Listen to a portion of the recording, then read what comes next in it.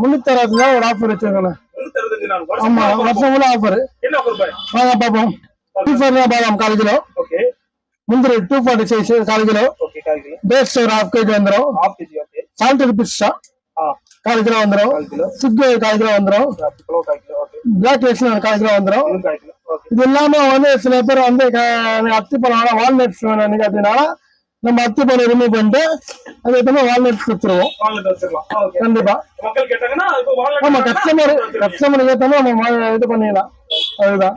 Okay bye. இப்போ இதெல்லாம் சொல்றீங்களா? இது வந்து சொல்றீங்க இது வந்து 1/4 கிலோ 200 கிராம் அந்த மாதிரி 1/2 கிலோலாம் சொல்றீங்க. கண்டிப்பா. ரேட் என்ன ரேட்? நீங்க 6 பொருள் நீங்க எடுத்தீங்கன்னா 999 ஆஃபர்ல 6 பொருள் 999.